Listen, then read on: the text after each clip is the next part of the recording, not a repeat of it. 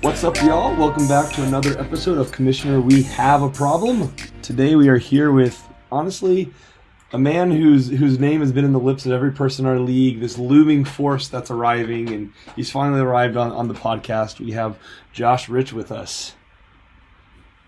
Christian's done a lot of really unnecessary hyping. He's kind of like... Is my opinion. For like the last 3 years. Josh, as one who always tries to bring your name down, I completely agree. Thank you. I appreciate it. I've felt that. In a non-heretical sense, he's kind of been your John the Baptist. I agree with that. Preparing the way for you.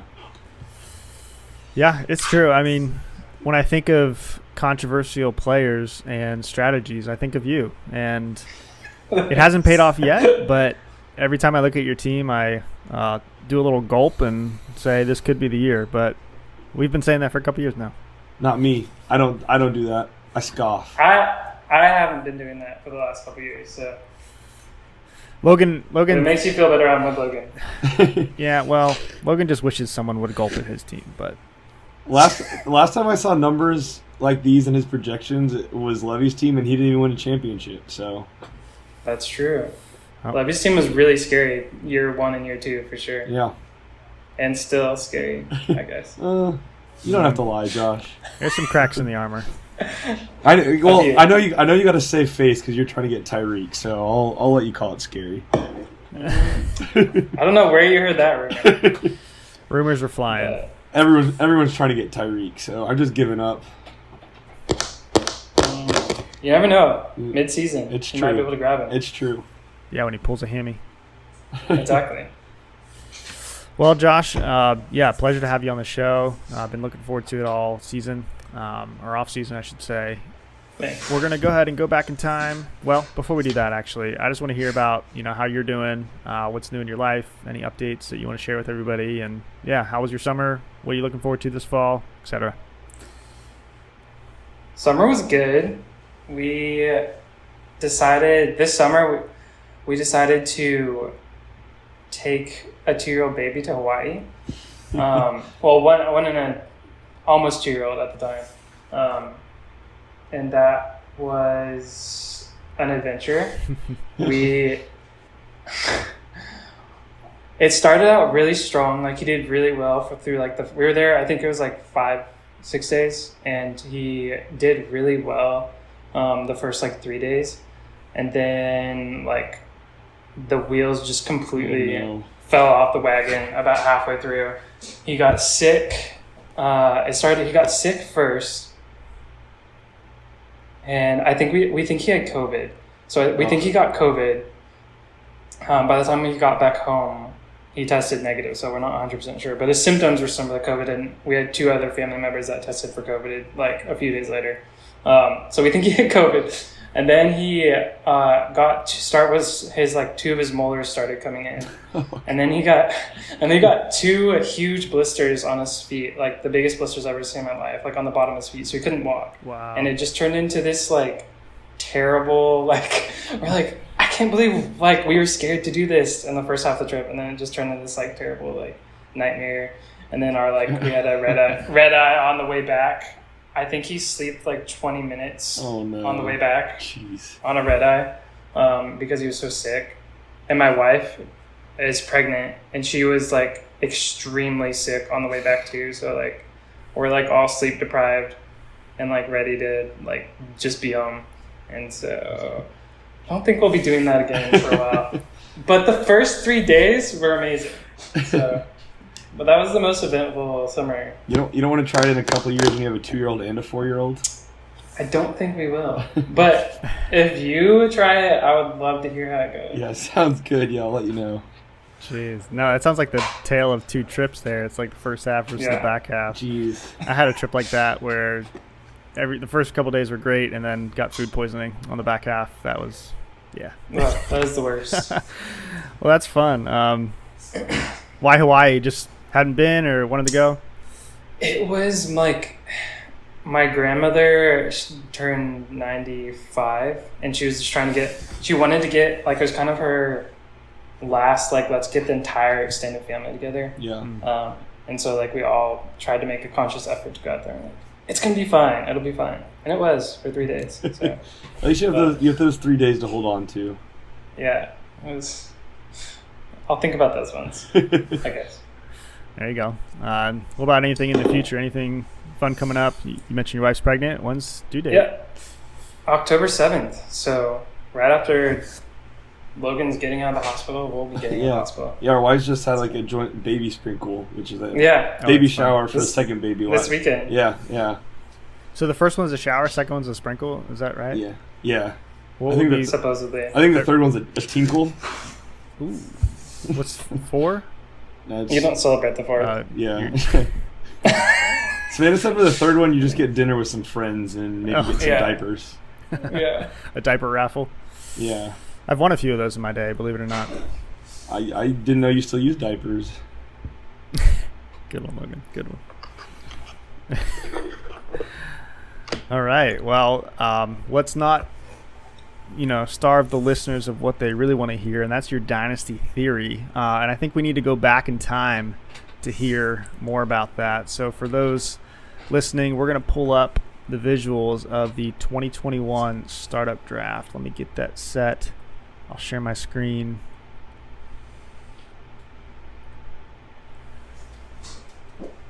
And yeah, so Josh, none of us had played Dynasty, so it wasn't like you had some secret formula that nobody else had. And again, you haven't had what we deem success in this league, which I would definitely say we measure it by championships to start. 100%. So can't give you your flowers yet, but everyone does tend to look at your team now and be a little scared. So walk us through, if you had a strategy going into it, what, went into that, what strategic things you did that no one else did, and how you feel it's going so far. Let's focus specifically on 2021 and how it felt that year. Yeah, so my 2021 was actually my first year in the league. I'd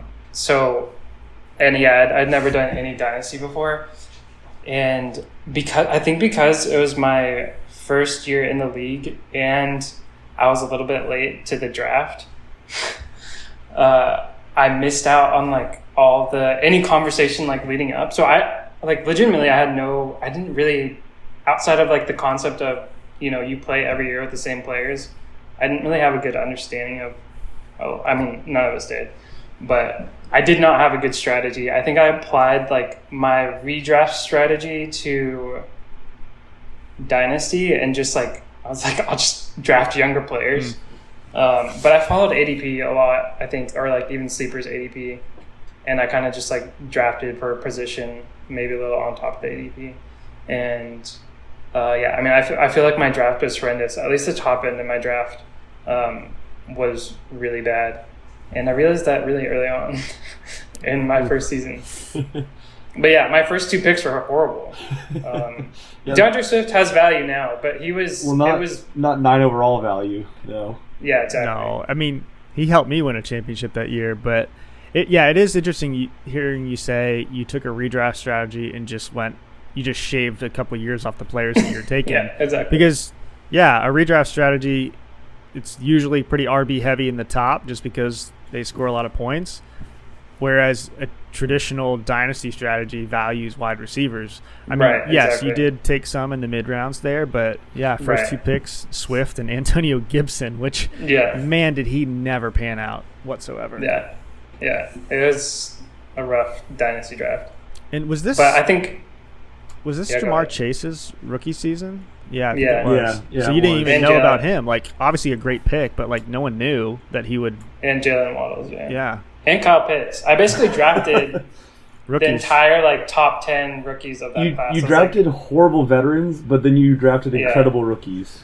Well, that's the thing. Like DeAndre Swift and Antonio Gibson were like 22 and 23. They were young. Yeah, that's and fair. like they were roughly high ADP. I definitely like both of those were like a little bit of reaches in terms of like true ADP. But it's also probably extreme calling DeAndre Swift a horrible. Like, he's been decent, but Antonio Gibson's probably that's a bad pick. But well, the other funny thing is now that I'm looking at Dokes, I only was able to draft I auto drafted some of this draft because I had to go to a dinner with my grandmother. Ironically, Oh my gosh. she was leaving. It was like her last day, and I was like, I auto drafted like I think two of them. I don't know. I think I probably started auto drafting around Rondale Moore. Oh my gosh. So like and it was like half auto draft and half like literally under the dinner table. Like, oh, I gotta get this guy because I remember Joe Burrow at some point. I remember missing on Joe Burrow, looking under the table, and I was like, oh, I'm gonna get Joe Burrow at some point. And then I missed him. I think Christian took him. Like, I don't remember. Yeah, he took him. And then I ended up having to take Tua. But anyway, so yeah, some of this was like under the table draft. So the second half was like half auto draft and some under the table draft. And I took the Buccaneers defense way too early. That's the redraft strategy. That I was just like drafting with the redraft mindset. It was just stupid. You'd probably had the first kicker off the board then too. I don't remember. Did we ever have kickers? No, we didn't. No. Oh, okay. But you would have. You'd locked them down. Yeah, it is interesting. Oh, I definitely would have. Look in here. I mean, let's see if we can see who's still on your team. Kyle Pitts, Jamar Chase. I believe you still have Cam Akers. I dropped him. Oh, you just did. But hey, Debo, Jalen. Was that Debo's second year? maybe. Excuse me a second. I'm just gonna. Yeah, 2020 was his first year, so that was his second year. No, he had 2019. I don't think so, did he? Yes. Oh, you're right. Okay, so that was his third year. Rondale Moore, you hung on to him for a long time. He never panned out.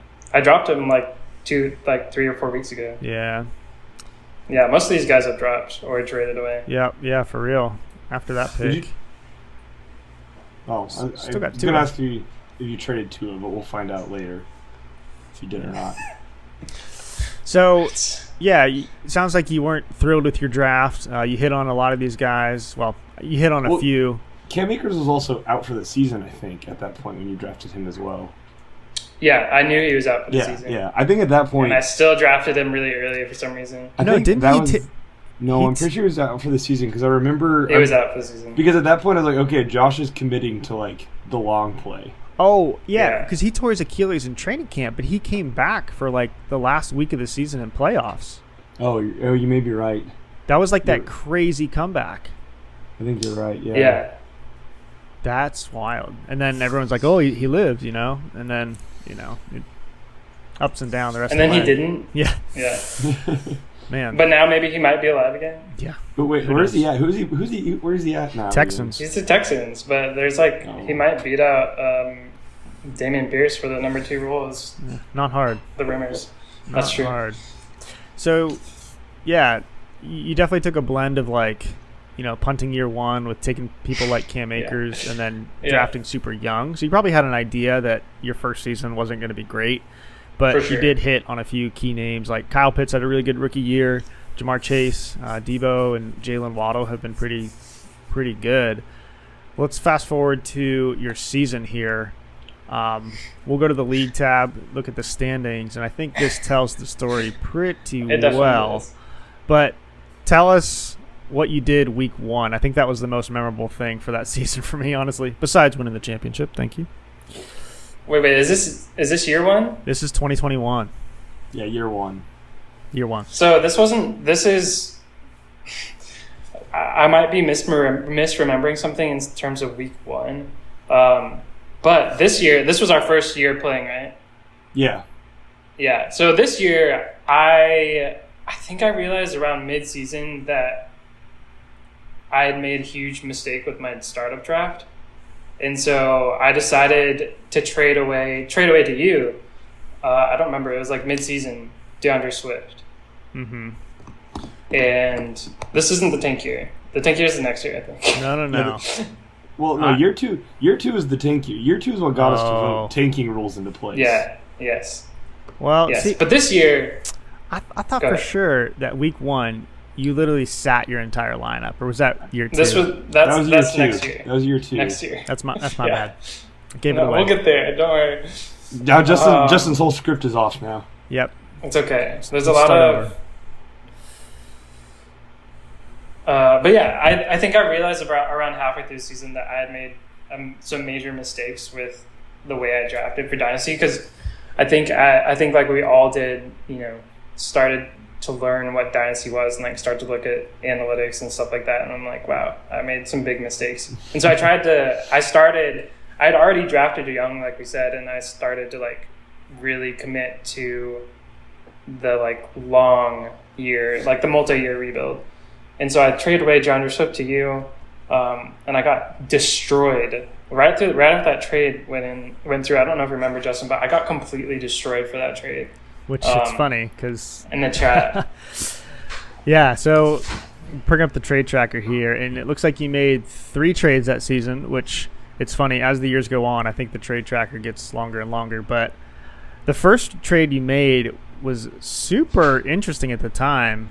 Well, super uninteresting. It became interesting because there was a flash in the pan for one Elijah Moore. Yeah. All you sent was a 3rd-round pick for him, and he had some promise on the Jets, but that too, short-lived. Who sent me that? I think Harlan sent Elijah Moore for a 3rd-round pick to like 8 people, and I was just like the first person to accept it at the time. And I was like, oh, he's a rookie. Like maybe he'll be fine.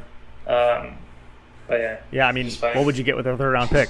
A rookie. So it's like rookie for rookie. It didn't feel like much risk, but he had a really good breakout at the end of that season. But then it got weird. It really did. But, I held on to him for a little too long. But the big trade that everyone wants to see from year one, and this is the one that caused the stink at the time, which is hilarious because looking at it now, I'm like, yeah, we see this kind of trade all the time. It's a pretty fair trade. What it is I sent a 1st-round pick, Tony Pollard, and Trevor Lawrence. Keep in mind we're in a single QB league. Trevor Lawrence's rookie year wasn't looking great, typical rookie. And then Tony Pollard was stuck behind Zeke with no end in sight. So I sent those 3 assets for DeAndre Swift and Daniel Jones. I never needed Daniel Jones at the time, so it was just kind of a toss-in. But everyone was crazy, like, oh my gosh, Josh got fleeced.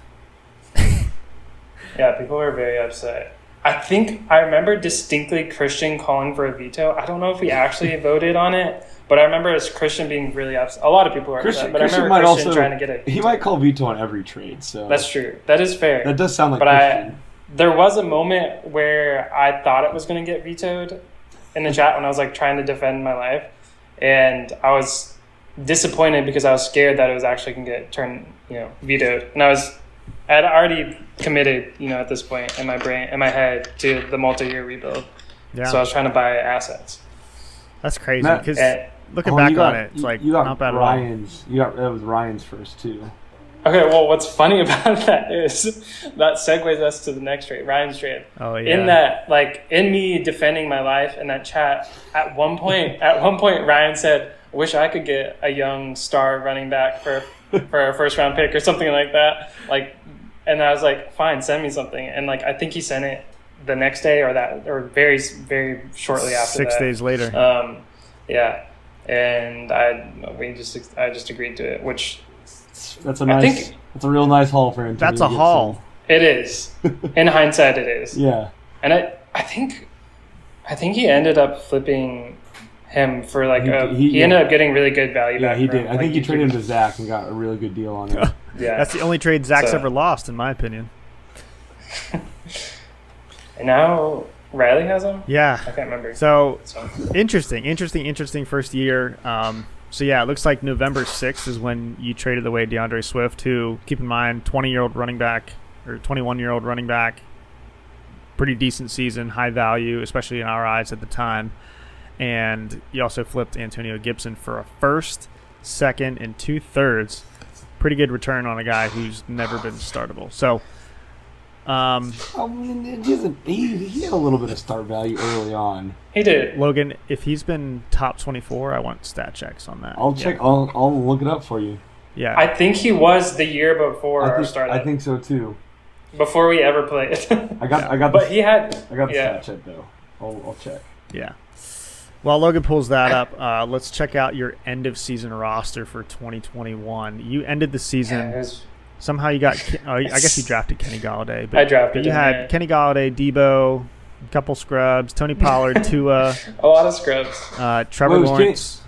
Was this the 22 rookie draft? No. No, I'm looking at end of season Not 2021. Yet. This is end of season. Sorry. And it looks like you kept some of your key guys like Jalen Waddle, Kyle Pitts, Jamar Chase, who had a great year. You got Nico Collins. I can't remember if you drafted him, but you picked him up. That was a waiver pickup. Nice. Yeah. Elijah Moore, who you traded for. You picked up Pat Freiermuth. Antonio Gibson was top 10. He was number 10 in 2021. Wow. What about 2022? Because he definitely fell off. He did fall off. Yeah, I think 2022 is the year he fell off. I remember this one.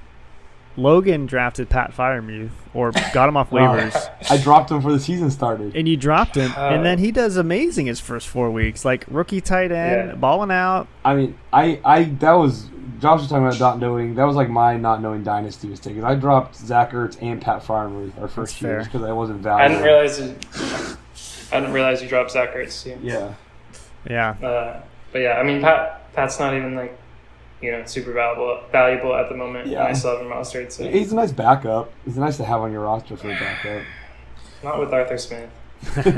Fair enough. The bane of my existence, my team's existence. Well, hey, he's freed you, but I won't spoil the future. No, he's not freed me, and I will explain that later. Okay, great. I'm excited for that.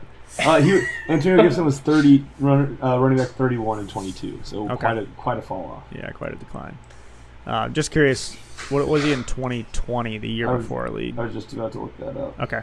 While he looks that up, we'll go to 2022. So year one, we did not have any anti-tanking. 12, okay. Or year two. Yeah, we did not have any anti-tanking measures, and so how we determined first pick was purely off record. And if the tiebreaker was there, I think it was like points scored or something like that. So you definitely locked up last place. You had a 2-11 finish, I believe. So let's head to 2022. Check out your rookie draft. You earned the 101. I'm a little salty because I won the league and there was no last place punishment. I think whatever we do, it should be retroactive though. I'm definitely going to vote for that. Well, we'll see. There's like a 2-year cutoff though. I'm pretty sure. Okay. Well, you'd still be eligible until. Well, I think that's next year when we're implementing it. So. Anyway, let's take a look at your rookie draft here. Talk us through these picks, what your team needed, and how you approached it. Yeah, so on that last page that you were showing, I don't think I literally did not, for the second half of that season, I did not have a running back that was maybe even an RB2 on their own team. Tony Pollard, that's about it. Okay, yeah, he was an RB2. So I didn't even have anyone to start in my running back position. I think I remember that. That's crazy. Yeah. So obviously I was very heavy running back dependent in my drafts. So yeah, I took Breece Hall. There was not really a strategy outside of I just needed a running back. Yeah. And yeah, I think the rest of the draft picks are not great. I mean, Trey McBride was good. You just sold on him a little early. And Jahan Dotson, I sold on way too late. So yeah, that's true. Can't quite figure out when to sell. I definitely sent you some juicy offers for Jahan. In hindsight, at the time they were like, but I've turned down multiple. I turned down multiple really good offers for Jahan Dotson that I would have taken in a heartbeat. Even in the Moores, I think I offered you some really good trades for Rondale and Elijah Moore in a package, at least a first. And it's crazy. Yeah. What did I just get some balloons going? Yeah, I saw those. That was cool. Yeah, that has definitely been my biggest. I still cannot. It's so easy for me to get caught up, especially with young players. Sorry, Josh. Mine doesn't do it. It's okay.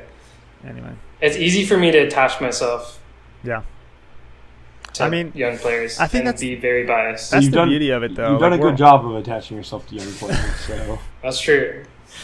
But I really appreciate that we all didn't have experience in Dynasty because we've all fallen for the same mistakes to some degree. Like one of my biggest mistakes, well, we'll save that for a different episode because there's a lot of them. But let's take a peek. I have a lot of them too. Yeah, let's take a peek at how the 2022 season went. And this, I've already alluded to, was the full-blown tank. You earned 101. And then, week one, let me see if I can go back to that because you had a lineup and then you didn't. I think it ended up auto-filling, but I think you tried to go into that game with literally nobody. Well, I did, yeah. And we had preseason. We had a big discussion on, hey, we should put anti-tanking rules, and there were people in the league who were like, no, we don't need them. We should just let it play out. It was like, why? And so Josh was like, all right, fine. And it's like, yeah, he can do that because people didn't want to vote for anti-tanking rules, and he took advantage of it. It was well done. Yeah. Well, I definitely think you figured it out. I mean, looking at week 3, your score was 34.33. Yeah, it took me some time. I thought for a sec. I think in that game I was worried I was going to beat Riley. Yeah, was Riley tanking too? Apparently, you out-tanked Riley. Riley wasn't very good at tanking. Riley was tanking too. No. I was bad at tanking too. It takes some time to figure out that you can't just take all of your players out. And I didn't understand how to tank even, which is kind of funny. But yeah, I mean, I was a big proponent of putting in anti-tanking rules too, and part of that was to keep me honest because I knew if there weren't anti-tanking rules, I was going to tank. Yeah. Because I knew my team was really bad, and I was like, "What's the difference between me tanking the last 2 games to try and fight for the first pick versus me just going and getting it?" Yeah, right away. Which is crazy because looking at it, you still got second to last with a 2-12 record, and here's where because it didn't matter. It got a little stinky because you had Riley's pick. Got a little weird there. I think we talked a little bit about that on Riley's episode. But yeah, you had both the number 1 and 2 picks based on these records. I think at the time that was still how we did bottom picks or top picks, whatever you want to look at it. But along the way, let's see how much you tore this thing down to the studs. Yeah, wait, do you remember why Riley was tanking when he didn't have some pick? I don't know. Why was that happening? Did he talk about that?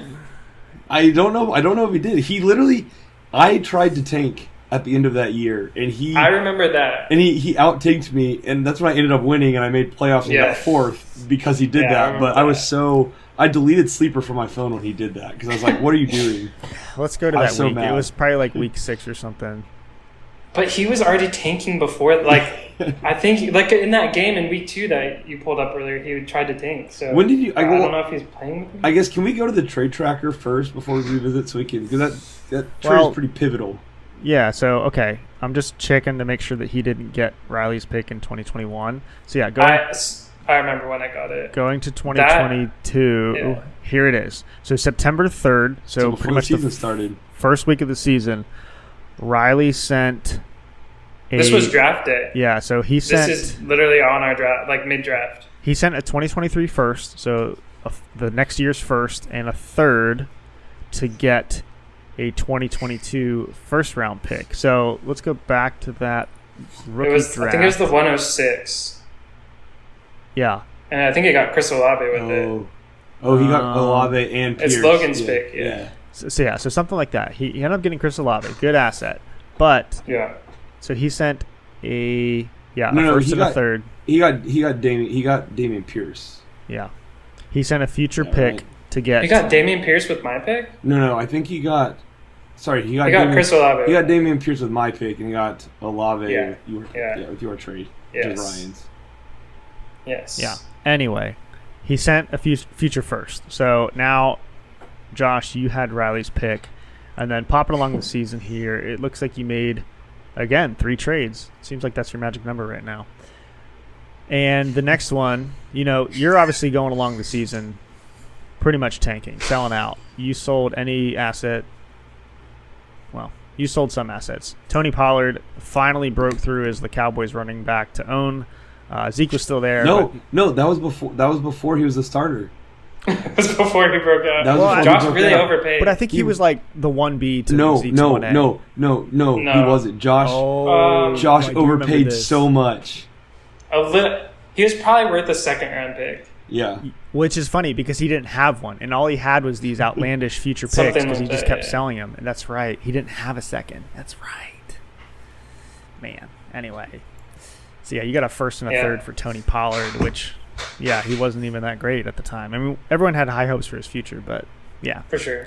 Yeah. Interesting. And it ended up working out for Josh more so than, he was probably ended up, at one point, his value was that of a first-round pick. Well, I mean, that value is probably pretty sizable for what he's worth, maybe, 6 weeks, a year later. I don't remember when he broke out, but at the time of the trade, it's like, holy cow, Josh. It was an overpay, yeah. What are you doing? Yeah. I remember that one causing a little bit of a stink, and like everyone's like, stop giving Josh picks. But yeah, I want to go back to see where that. Well, you're not gonna go to the last trade on the trade tracker. No, that was forgettable. It was really important. Yeah, I needed another receiver, so I was like, hey Josh, if you pick up Darius Slayton, I'll give you a third. Trying to find the week that Logan lost his cool. Let me know when you see it, if you do. It should be it should be 2 or Pretty 3 close weeks left to of the the playoffs. season. Yeah. Yeah.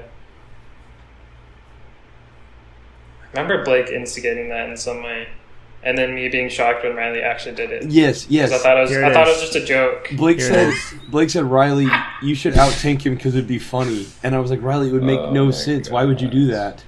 Yeah. Yeah, it really didn't make sense. Because I didn't look at the previous weeks, but 1-13 record, something fishy's going on, especially when you don't got your own pick. So here's what happened. Logan started 2 players, and he outscored Riley. So, yeah, it was brutal. Now, keep in mind, the playoff race was very much alive, and I traded away Leonard Fournette and Jamal Williams mid-game. And so so I traded them away. It's like, okay, I'm tanking now. Oh, that's right. And you got really good value for both of them. Yeah, I did. well, look at the I was inspired by Josh's tanking, and I wanted to do it. look at the last message in the whole season chat. Dang, Logan got 4th and has nice picks because he fleeced Corey.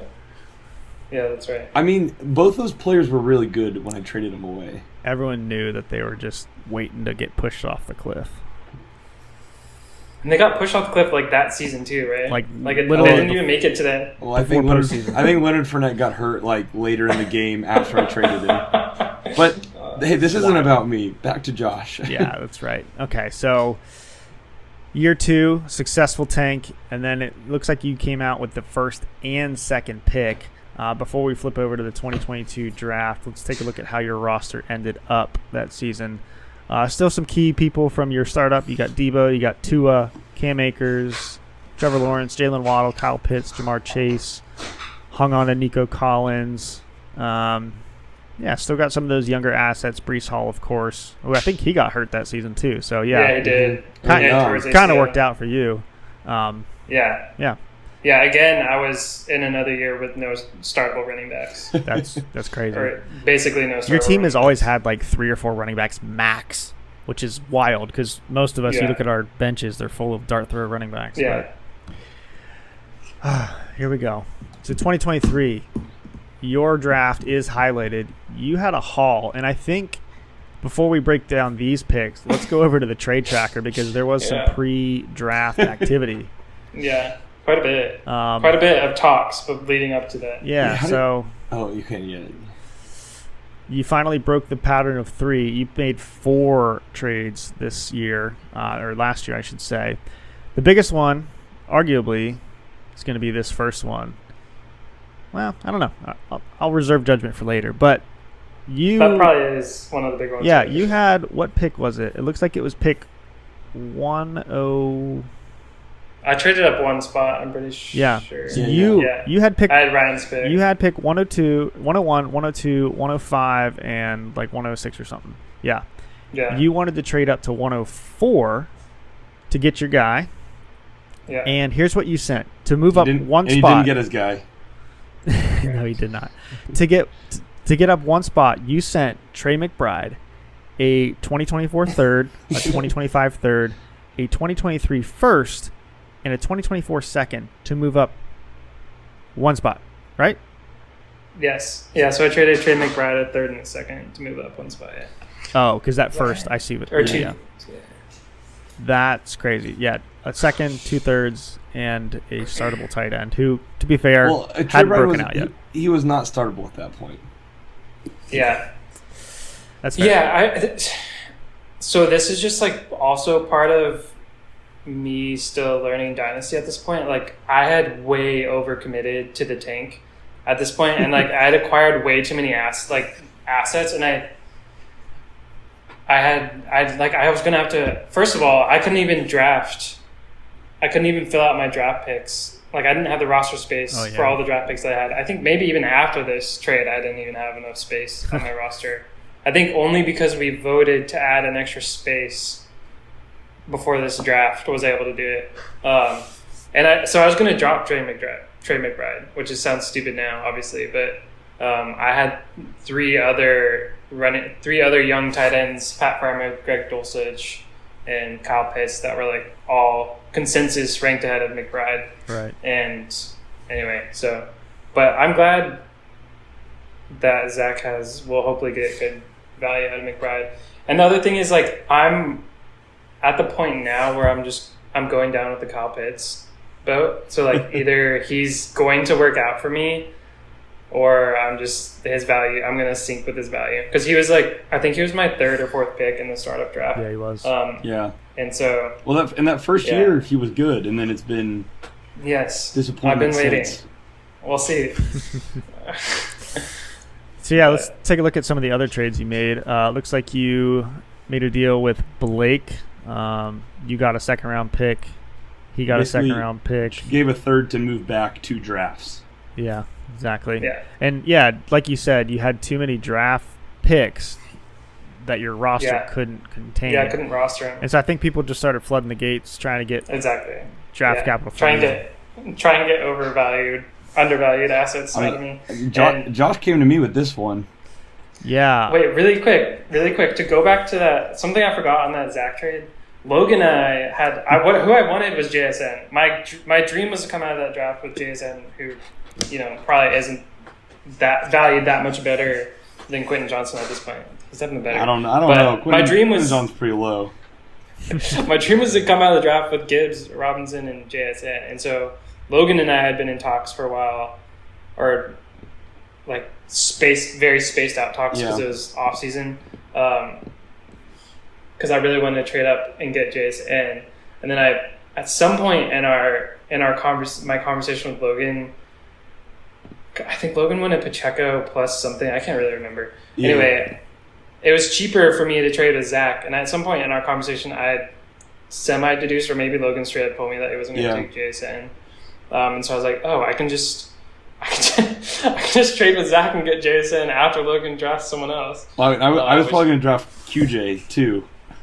Yeah, which obviously didn't work out for me. So there was definitely it was a risky move to in hindsight, obviously expose myself to some really stupid league trades happening that caused that chain event to me not getting the JSN, but whatever. Yeah. So for those listening, the trade, correct me if I'm wrong, you wanted to get to spot 106 and you sent pick 201, pick round 2 from 2025, which is 2 years in advance, and Isaiah Pacheco. So basically to move up 6 spots, you sent Pacheco in a future second, which Pacheco, I think he had that good rookie year, and then last year it's he's like a 7th round pick in the NFL or whatever. It's is he going to remain that way, or is he going to fall off? And it was still a gamble, so he wasn't a known thing. Yeah. So I was terrified at that time that my goal was to get rid of Isaiah Pacheco that offseason, because I was terrified that they're going to draft someone, which obviously didn't work out for me. But I was also really high on Zay Flowers, and I really I think when I was shocked for whatever reason. I don't know why I was shocked, but I was shocked that Zay Flowers was still there. That's why I would have drafted too. Yeah, and so I was trying to do anything I could, and I still this is fast forwarding ahead, but I don't have Zay Flowers on my roster. But that was I still am currently right now I'm very high on Zay Flowers. I think there's a good chance he ends up being very, very good. So I think there's a chance that Zay Flowers' value in 2 years that would have ended up being a fine trade, but I don't know. We'll see. I ended up getting rid of Pacheco anyway, so it was kind of just ended up being acquiring seconds for me. Who did you get with those seconds? Do you remember? I think I tried 2 seconds. No, I got Michael Mayer with that second, or Jalen Hyatt, and then the other one I traded away for Oh some. yeah, Okay. Jalen Hyatt. That's right. But thankfully, it wasn't Sam Laporta. Yeah, but Oh, I well, got Sam Laporta. I got Sam Laporta by Later. trading away Van Jefferson. All right. Oh, so yeah, it was 202. So yeah, you got Michael Mayer. I see. Okay. So yeah, let's talk about the 2023 season. You know, how is it going along? This is probably your first year that you decide to fill a roster, and we had anti-tanking rules, which that's probably the bigger factor in that. Talk us through your season. How'd it go? Where did you feel there was a turning point, if any? And we'll talk about your last trade in just a second. If we didn't have anti-tanking, would you have tried to tank again, or were you pretty committed? No. Okay, I figured. No. Tired of donating so- $100? Yeah. The whole what was it? The whole Des Bryant thing was part of my motivation for a tanking team. Oh yeah. In the previous season, Oh, I was yeah, like, that's I kind of get a free pass. Yeah. Semi-free pass. Anyway, yeah. So I had a pretty good feeling that in my head at the start of the season, I was like, I think I'm a playoff team, but I'm not like a championship team. And then I think as the season progressed, I was like, maybe I have a really far outside shot at it. But I had a lot of really young, good players on really, really bad offenses. Yeah. And so I was like, it's just not like my team's not good enough. Like Brees was on a really bad offense. Jamar Chase, once they lost Burrow, I think halfway through the season or so, was on a really bad offense. I don't remember who else was on a really bad offense, but Bijan was on a really bad offense. and Kyle Pitts was on a Pitts, really bad. Yeah. So I had a bunch of like Wait, who's your people quarterback? I'm hopeful are good players. Tua? Yeah, and both your quarterbacks were kind of spotty. Yeah, they were very, Tua and Trevor. very spotty. Yeah, Tua and Trevor. And I was splitting, like I was rotating them a lot and guessing wrong, like Logan. That's the worst. Yeah. So we were in a very similar spot. Yeah. I kept guessing wrong. And like I think there was one point where like I really needed a win to like lock the playoffs, and I decided to just start Trevor Lawrence, and Trevor Lawrence had gone off for like 2 or 3 straight weeks, and I started him, and I think he had like 6 points or like 5 points or something, and like it cost me locking the playoffs. But yeah, I made the playoffs, lost to Logan. I beat Logan in the final week leading into the playoffs, and then lost him in the playoffs, first round. Oh, that's right. But- Did we play? We played the last week of the regular season. Yeah, 17. Oh, or but it 16, didn't. I whatever it is. remember it didn't. All it mattered was who was. Yeah, Like, it was just place. yeah. Actually, we might have been already locked into I placement think we. at that point. Well, I think it determined who was 4th and who was 5th. But either way, we played each other. Right. Yeah. Yeah. So it didn't matter. But Debo, man. I remember you trying to sell Debo like crazy. He's been Like, trying I to sell still am Debo trying to since he sell. got him. I know, yeah, but I'm like still trying to sell. I Debo. barely ever get trades sent from you to me, and I think he's the Yeah. only player that you've actively shopped. Everyone else usually Yeah. comes to you with picks, I imagine. Yeah, I've shopped probably half the league has had a Devo offer at some point at least. But through these first 3 seasons, what I've realized is everyone came to you very generously the first couple of years, and then you kind of returned to the favor just in the 2023 draft.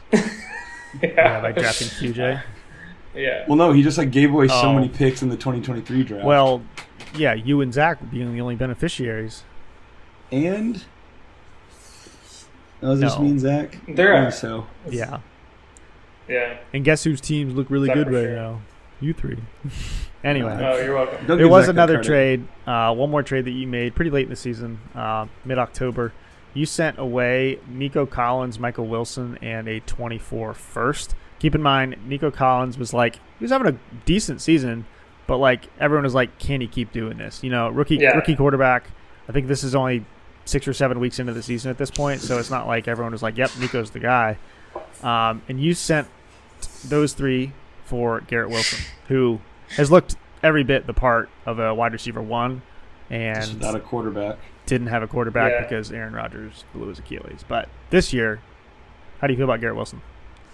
We'll see. A jury's still out on this trade. I think at the time, I was competing for the playoffs, but I had a feeling my team wasn't good enough. I think this was probably shortly after the Jamar Chase. And actually, this Garrett Wilson trade, this was like a year with the way with how long Corey was taking to respond to like each like counter and trade counter. This literally was like 8 or 9 months in the works. Wow. And I think at this point, like things started to heat up because Corey's team started to be like really competitive and was really good. And my team, I was like, I can probably make the playoffs. He had just traded for Alvin Kamara and Derrick Yeah, Henry. he was in win mode, and I think that's what changed to like speed up. And Nico Collins, I think when I traded him, was like a top 10. And he finished top 10, but he was like, well into his breakout season. But yeah, it's interesting because like, it's weird just the way that you like value players in your head. Because like Nico Collins, I just picked up off the waiver wire and held for forever. And so it's like, and same with Isaiah Pacheco, for example, in that trade. And so like, it's weird the way I can associate value in my head. I'm like, yes, this player is valuable, but I got him for free. Yeah. And so like, that probably helps with like being able to like, out muscle me, and like for guys that I just like picked up off the waiver wire, I don't value them the same way I would if I like spent a first round draft pick on them. That's why Justin was able to send away Puka for like it was nothing. Yeah, exactly. Hey. Anyway, I kind of forgot about this until we started talking about waivers, but we ran traditional redraft style waivers for our first 2 years of our Dynasty League, which I think this was a big factor. Because that means that the lowest person in the standings, correct me if I'm wrong, the lowest person in the standings had the first waiver claim. Yeah, basically. So now, Josh was getting who he wanted every week. I can't remember. Did we switch it to rolling waivers before we did Fab, or was it just constant we reset? went straight to Fab. I don't think we did. Yeah, so that was terrible. I think for Dynasty's sake, that I'm so glad we did away with it. I agree. We now do Fab. Now Josh has to spend a third of his Fab for the third string running backs. Hey, I'm pretty sure I spent like 33 for Kenny Pickett last year, so whatever. Yeah. Well, I spent an insane amount for defense last year, so. Yeah. But we've definitely made a lot of improvements to the way our dynasties run. Yeah, for the better. Yeah, for sure. I'm trying to think if there's anything for the worse, but probably anything that benefits Logan. Nothing to benefit me. I guess PPR. We changed to full or half PPR. Yeah, that benefits me. Yeah, for sure. Let's take a peek before we talk about the offseason and everything. Here's how your team ended up at the end of the season. You finished 5th place, 4th place, something like that? I think 5th. Yeah, it must have been 5th. Okay, so just out of the money, getting your money back at least. Yeah, either Josh or Blake were 5th or 6th. But this is a pretty crazy team. You had a lot of young talent at this point. You got Zay Flowers, QJ. 4 defenses. Keaton Mitchell even turned up at the end of the season before he got hurt. Bijan, Jameer, Breece Hall. You got Garrett Wilson. You got Keaton Mitchell off the waiver wire, right? It's true. Yeah, for free. That was a $0 pickup at one point. Christian, I was looking at him forever, and Christian, I didn't want to send an offer to Christian because I knew he would ask for a first round pick for him. And I was waiting. I was I really wanted him in the offseason. I didn't get him, and then Christian eventually dropped him, and I picked him up right away for $0, which he tore his ACL, so it doesn't matter. Crazy. Well, maybe. And so you had a lot of young talent, and then I think we need to talk about your offseason because it was pretty eventful. Yeah. So as you guys heard, when we got a new member, thanks Harlan for your service, but Wesley came in to fill the gap, and you made a big trade early in the offseason. Wesley joined probably February, and then he got busy retooling his team. And let me pull up your team because there were some big pieces involved here. So let me pull up Turd Sandwich. While you're pulling that up, I'm going to tell a slightly indicting story on my part, but also funny. So on the note, when we were when I was in the playoffs with Logan, it's just really, for whatever reason, I've realized I'm really dumb now. But for whatever reason, last year, sometimes, I don't know, life is just, obviously with a toddler, life gets really busy. And so one of the things that I would do to remind myself to set my lineup is put a bunch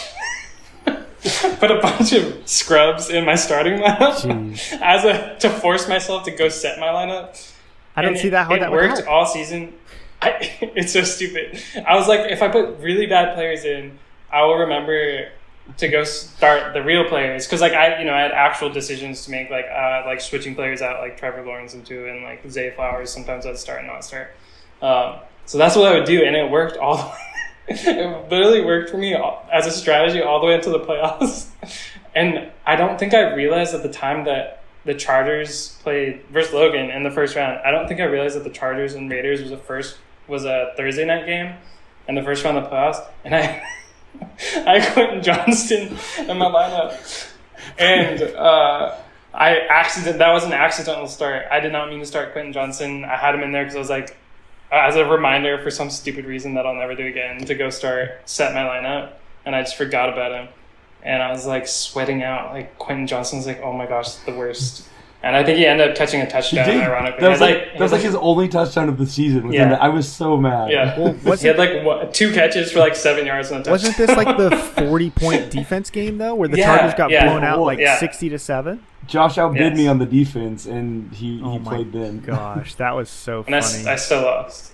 I think I got clobbered in that game, so I don't think like if I had started a better bench option, I would have won. I think it was closer, but yeah, I don't think you got clobbered, but yeah, I don't think the bench would have. It wouldn't have, but it would have been really humbling if it had been the difference. That was crazy. Between me winning and losing. So I won't be doing that again. If anyone thinks that that's a good idea, I don't suggest it, because there are Thursday night games. It's a good scare tactic, Like, yeah, you're like walking your dog in pitch black at like 8 p.m. and like go to check your lineup and realize that you accidentally started Quentin Johnston in a playoff game. Jeez Louise. So, all right. Well, I do have the trade here pulled up. It's not in the trade tracker yet. Need to get on that. But you made a deal with the newcomer in the league, Wesley. Wes. I don't like you call him Wesley. Probably because his name says Wesley. But it's also that's what he went by when we were in school. So I gotta get used to calling him Wes. Oh yeah, I need to call him what you called him back in grade school. That's right. Here's the trade for those who can't see the screen. Wes had taken over a team, and needless to say, there weren't many good assets, but there was 2 in particular: Amon-Ra St. Brown and Josh Allen. Now, we'd heard about the Josh Allen trade from Logan's episode, 4 first-round picks. Harlan went all in with Allen. Ironically, he got like dead last or something like that. But to get Amon-Ra and Josh Allen, you sold the farm. Now, I still think West should have heard other offers, because there's a lot of doo-doo in here. Should have tried to get his first-round pick. Yeah, that's a great point. But whatever. Here's what the haul was. He got Trevor Lawrence, Elijah Moore. I'll just read them all. Elijah Moore, Jahan Dotson, Keaton Mitchell, Quentin Johnston, Zay Flowers, a 2024 first, a 2025 first, a 2026 first, and a 2025 second. Now, that's a lot. Obviously gave up Amon-Ra St. Brown, who's a consensus top 5 dynasty wide receiver, and Josh Allen, the number 1 scoring fantasy running or quarterback in the past, let's call it 4 seasons. He may have had a second place finish, but yeah, he's a force. So, but if we cut the fat out on this, it's basically Zay Flowers, and we'll say Trevor Lawrence, 3 firsts and a second for Josh Allen and Amon-Ra, yeah. So let's call that like 5 firsts and a second for Amon-Ra and Josh Allen. 5 firsts and a second. You're giving Trevor Lawrence, you're giving Trevor Lawrence a first. Yeah, and Zay Flowers. Ryan paid a first for Daniel Jones, so. Okay, 6 I guess there's a market. Okay, so it's at least 2 firsts. Yeah. So that's crazy. Now, Logan kind of broke the market. I won't say he reset it. I get that argument. Logan, I just accepted the offer that came to me. But again, let's continue forward. The trade happened. So let's look at your roster now, because this is what has me gulping. I know Logan thinks he's tough and doesn't think he's scared of this lineup, but yeah, that's right. I'm not. I'm tough. Here's the lineup. It is Josh Allen, single QB guys, Bijan Robinson, Jahmyr Gibbs, your top 2 picks from last season, Jamar Chase you've hung on to since the startup, Amon-Ra St. Brown, Kyle Pitts at tight end, love him or hate him. Then you got Breece Hall, Deebo Samuel, and the Jets defense. Now, your bench still had some pretty great players. You got Jalen Waddle, Garrett Wilson. I think that's Dalton Schultz. Yeah, Dalton Schultz. I mean, if Kyle Pitts gets hurt or you don't want to start him, you can start Dalton Schultz for sure. Yeah. That's a pretty scary team. How do you feel about this season? We'll see. So I'm curious. I think now that we're I felt like I had really overpaid for that in that trade. I felt like Wesley had gotten really good value. Maybe I'm biased, but I thought I had overpaid. But I also I knew that those players were up for sale because Wesley would tank. And I think he may have even said I'm fire selling my team. And so part of my motivation was I really needed a quarterback that wasn't to it.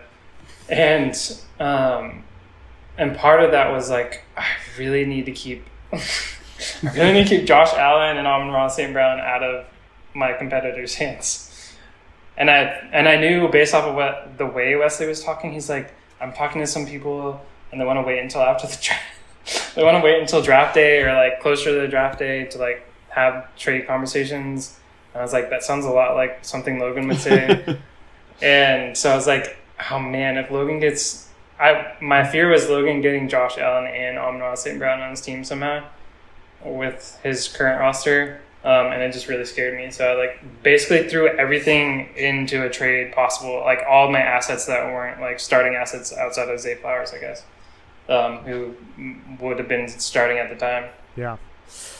It was big trade. Yeah, that was smart. Because I told Wesley, hey, Wesley joined the league, wanting to trade immediately. I'm I really mentioned trading with you, and I was just going to target Josh Allen. I didn't think. It's good to know. Yeah, I didn't think I was going to have enough to get Amon-Ra as well, but I had his first pick, so I was I've got to be a lock to get at least one of these two with his first round pick because he controls his tank. But I was I want to see where players go.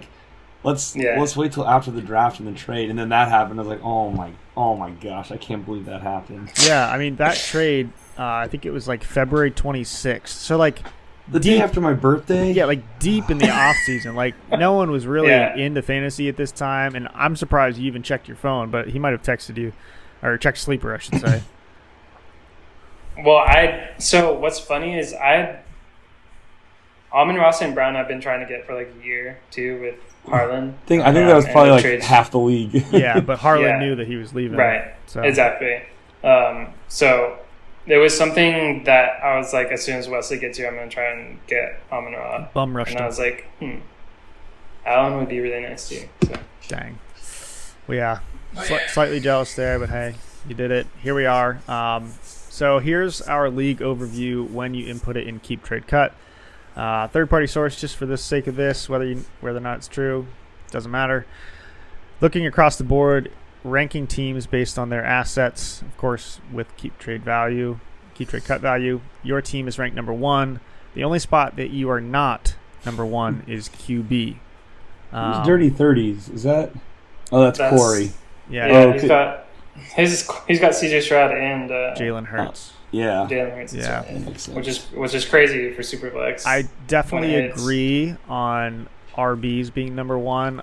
I would say Logan has the edge in wide receiver, but you are definitely deeper at wide receiver. Yeah, for sure. Yeah, but for top end, and that's talent, why it's valued. Yeah, so that's why I think it's weighted a little bit more. And then tight end, I would say I just have a bunch of mediocre tight ends on my team. I'd say that's questionable. It values youth a lot. And Kyle Pitts has youth.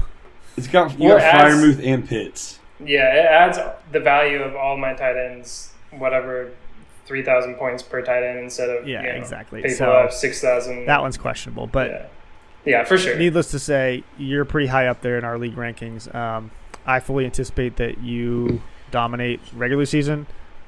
Playoffs is always a crapshoot. Who knows? But strong season ahead. I think it's you never know. Yeah, exactly. You do injuries. That is true. Yeah, injuries can change. Of course, you got some depth, so it would take quite a few. If Kirk Cousins tears his ACL in week 1. Wait, look at the dynasty rankings as well. Look at with picks as well. Oh, picks. Yeah, even Josh doesn't have very many picks anymore. Yet I'm assuming he is in. I didn't have any until. Well, I mean, I think I'm at 27s now, but I'll just but I think it still has you at number 1 players plus picks, even with no picks. You're ranked 10th in picks, but who needs them when you have half your teams under 25 still? Yeah, and I think keep trade cut specifically like really does overvalue age. So like my team's not, in my opinion, my team is not that far ahead of the rest of the league. Yeah, there's some teams that can win on any given Sunday, as they like to say. For sure. But I think this is a good segue into hot takes. I want to hear one for your team, fantasy-wise, maybe a player on your team or something like that. And then apparently you have some hot takes about other teams, fantasy-wise, too. I have some extremely sizzling hot takes. Yeah, he's pulling up his Excel spreadsheet, sorting by spiciness. Let me get out my data. I don't really have a really hot take for my team. My hot take, my hope that I've been clinging on to for 3 years is that Kyle Pitts is actually a really good player and just has had, like, similar to Drake London, and has just had horrible offensive play calling and horrible quarterback play, which is supported by data. But my hope is that he'll finish top 5 with Kirk Cousins, but that's lofty goals. Let's turn up the heat. Come on. That's top 5. That's lame. That's lame. I want to see what Kyle Pitts was last year. He's like 12 or 13. No, look at his rookie season. Look at 2021, Logan. Pretty sure he was top 5. He wasn't. Being a top 5 tight end isn't as good as it sounds. He was top 5 in yards, but he was not. If Evan Ingram was number 2 and no one talks about Evan Ingram, we can do better. Wasn't Evan Ingram 3? Was he 2? Travis Kelce was 3? Was he 2? I think so. Evan Ingram had a crazy end of the season. He did. Second half of the season. Okay. All right, what are your other hot takes? Turn up the heat. One of my really hot takes is I'm just projecting that I'm going to lose in week 12, no matter what. I know I'm going to lose that week. So mark your calendars. I will be losing in week 12. That's my hot take. Wait, do you play Levy that week? I may or may not play Levy that week. And it may or may not be a free win for Levy. Because my roster may or may not have all of my starting rosters on bye. Jeez. I don't have a ton of hot takes because I feel like the problem is I feel like my roster is over projected right now, and so any hot take would be more over projection. I don't. My one hot take is going back to Arthur Smith. This is more NFL. Is that Brandon Ayuk has been watching how bad Justin Fields and the Steelers' offenses and will re-sign with the 49ers. I was thinking the same because of how bad Arthur Smith is. And that is how Arthur Smith is going to screw over Debo Samuel. I don't understand why the Steelers brought him in. I don't think, Russell Wilson... Oh, headphone down. It was so frustrating to watch. And... Yeah, you're telling me. I had Drake London. Yeah, I had Drake London last year. We know. Yeah, you know the pain. And I had Bijan and Kyle Pitts. Oh gosh. Yeah, that's and he tough. didn't and he had that. There's that one week where he said Bijan was gonna play, and he started, and he got one. Wasn't that in the playoffs? Wasn't that when we played each other in the playoffs? Didn't he put up a goose egg or something like that? No, I think Bijan did, but I don't think the controversial league betting the betting fiasco for him starting and then not playing and diagnosing his injury. Oh yeah. Going on, was regular season, but I think he did put up a goose egg in the playoffs because of Arthur Smith. And there's backed up data to Arthur Smith being objectively the worst, the EPA per play compared to or the expected EPA per play. Yeah. On his play calling on week I think it's weeks 8 through 16. I'll go find it eventually, but it's weeks 8 through 16. Expected EPA per play call was 2 standard deviations away from the next play caller in the NFL. And it's just, I don't know why the Steelers did it. We'll see how it works out. Yeah. But I imagine it's not going to go well. Ugly. So Kyle Pitts' best finish is 12 back in 2021. Really? He finished He had, 33 and 22, which I think he was hurt, and then 14 last year. Yeah. All right. Well, his rookie season, he had 1,000 yards, but I think he had 1 or 2 touchdowns. Yeah, so I remember that. He finished low because no touchdowns. Because everyone's like, "Oh, positive regression in touchdowns. He'll be top 5." Yeah, exactly. Still waiting for that positive regression. There you go. Well, keep waiting for the sake of our team. I'm really torn because I want Kirk Cousins to be good, but for Kirk Cousins to be good, I have to have regret over trading away Drake London, and you have to have a good tight end and a good running back. So I'm really torn. It's going to be a great season for the Falcons. Kirk is so easy to root for, though. I know, I do. I love Kirk. Even, like, I'm watching receiver right now, and just, like, every time he interviewed, I'm like, Kirk is such a nerd. I love him so much. Did you watch the quarterback? I did, yeah. I mean, I loved him. I loved him. Quarterback is so good, but now he just, for Justin Jefferson, he's in receiver, and Kirk's awesome. Yeah, I need to watch quarterback. Quarterback is better than receiver, I'll say that. Thank you. I'll go watch it. All right. I didn't hear a spicy take, but Lions make the Super Bowl. That's my NFL spicy take. Now we're talking. I like that. That's good for my fantasy team, so I can get behind that. I like that. I've heard the Cowboys making the Super Bowl, but CeeDee Lamb to the Browns. CeeDee Lamb to the Browns before the end of the season. We're giving the Browns another receiver. They'll send back Amari though. Don't worry. Amari Cooper. Amari Cooper back to the Cowboys. That would be funny. Gosh, the Browns are so good on paper, but man, are they disappointing. I mean, they had a good regular season last year. And a great defense. Yeah, Joe Flacco saved them. That's true. Yeah, that was crazy. Gosh, Deshaun, if you were just serviceable, think of how much he better. might be. It's still there, somewhere inside. I don't know. There. It's covered up with a bunch of muck. Yeah, a lot of muck. Jeez. Quite a bit. But anyway, well, yeah. I think it was interesting to hear, how your dynasty theory was shaped, and in reality, you didn't have much. I think it was like a botched draft, and then you're like trying to recover, which like. Yeah, is everyone. I think Christian would be happy to know that it wasn't all some evil plan to take over the world. Yeah, I've secretly been playing Dynasty for 10 years, but it took Antonio Gibson in the second round. Well, I mean, obviously you had top picks, so it's easier to hit when you have top picks, but it's not always easy to get correct picks. Like 104, QJ. When I think of QJ, and I think they're talking about Kendra Miller might get cut from the Saints, and he was a first round pick. So it's like just because you have first round picks doesn't mean you can build a good roster, but you've been able to leverage the picks you've had to actually put together a really formidable roster. Yeah. And and I've to add on, since I didn't give a spicy take, I'll do a different weird segment to I'm doing my own script now, but more on that.